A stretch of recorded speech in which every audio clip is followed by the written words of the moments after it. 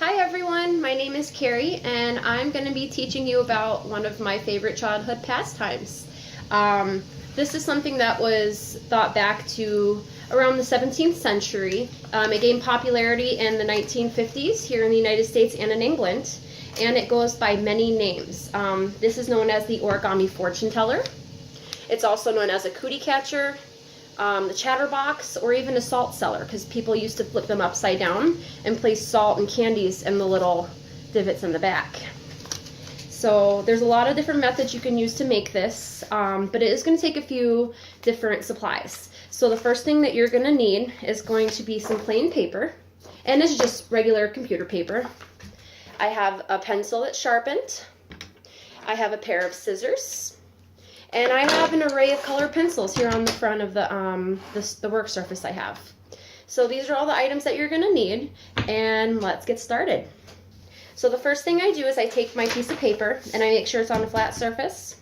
I take one corner and I'm going to fold it down so that it meets the other side of the paper, and it's going to make a shape that kind of looks like this. And the point of this is to make sure that your edges are straight and that they are very prominent. So you want to make sure you go over it a couple times just so that you know where that line is. The next step is to lay it flat down, and you're going to bring that corner and you're going to meet the other side of the paper. So you're kind of doing opposites here. And you're going to want to make sure that you're lining it up. So very carefully in a gentle hand, I'm going to press down on this side, and I'm just going to make sure those edges again are prominent. And now it looks like a little bit of a house. So from this point, what I want to do is I want to get rid of this excess on the bottom. You can cut it with the scissors, you can fold it a couple times and rip it, doesn't matter what you do.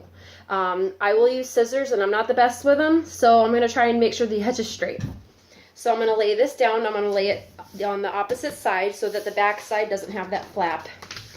And I'm going to fold this edge up, and I want to make sure that I'm getting a straight edge, and that's crooked. Let's try that again. There we go. So now that it kind of looks like this, I will have a good line when I do this, and I'll know exactly where I need to cut.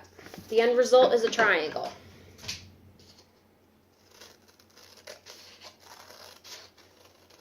Make sure to take your time and to make sure that you're paying attention, because you want to make sure this comes out looking good. Alright, so now that I've got the excess cut off, this is what I'm left with. When you open this up, you're going to see exactly where you've got all those lines, and this is what you need because you're going to be folding in this paper. And in order to make sure that your origami is folded correctly, you want to make sure all your edges are the same length and the same width. Okay? So now we're going to lay this flat, and it's going to look like a bowl a little bit like this, and that's how you want it. So the next step that I'm going to take is I'm going to take one of the edges and I'm going to bring it to the middle. Once I've met the corner to the middle, then I'm just going to hold down with my index fingers and I'm going to use my thumbs to flatten out the sides. See, that's what it's going to look like. And you're going to do the same thing to the other three corners. We're going to bring the corner in to the middle, hold it down with the index finger, and you're going to press down with your thumbs, making sure that each of those edges are pressed down firmly, and so it looks flush. Alright, we're going to take the third corner, bring it into the middle, hold it down with your index finger, and we're going to use our thumbs, and we're going to press out. This is looking really good. I've made a lot of these in my childhood, and my kids really enjoy when we go to restaurants and I make them out of napkins. It's quite fun. You don't have to use just paper. Alright, I've got my fourth edge, and I'm going to bring it in, hold it down with the index finger again, use my thumbs.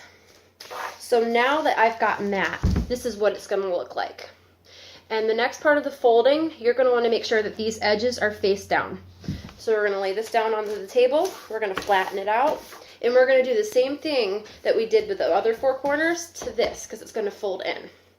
And the end result is going to be really cool origami.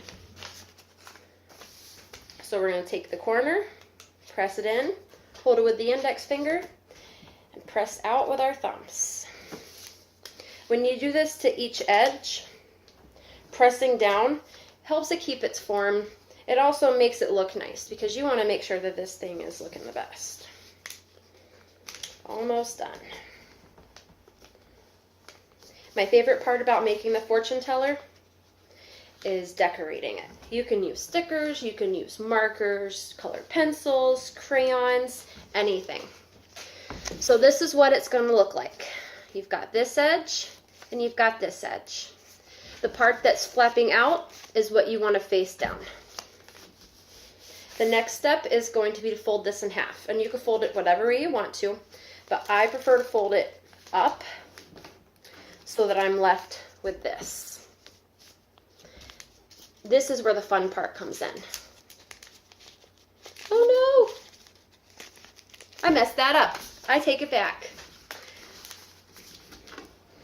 There we go. Now we're good.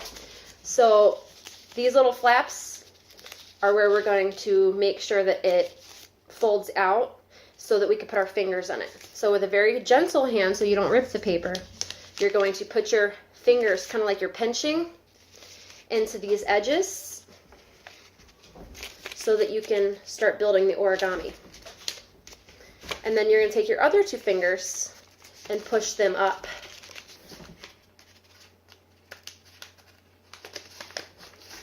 And then you're going to bring them together. And you have origami. So, to make sure it works, you can just move your fingers back and forth. My kids enjoy when I put little googly eyes on them, and I make them look like a character so they can talk. You can make these into puppets too. So on the outside of the origami, you can put colors, you can put names. The goal is to do something with an even amount of letters and an odd amount of letters, so that when you go like this, you end up with a different option. When you look at the origami that I made here, I used 4 colors. I used red, orange, green, and blue. So I'm going to go with red, R-E-D. That gives me an option for 4 numbers. I've got number 4, 5, 2, and 6. I think I'm going to choose number 5. So 1, 2, 3, 4, 5. And if I had to pick a choice, because I don't know what's in this, I'm going to go with number 8. So we're going to open it up. And this is my fortune. It says, a great surprise is in store for you. See, that's a pretty good fortune. You can make these however you want. You can color them however you want. The good thing about the fortune teller is you can do whatever you feel, and you can do different themes. And I think what I enjoy most is just the little surprise that the person gets that you're, giving the fortune to. You can also make them smaller. I took one of the other papers and I made a tiny fortune teller. My kids like the little ones too. I hope you enjoyed this video and have fun making origami. Thanks for joining me.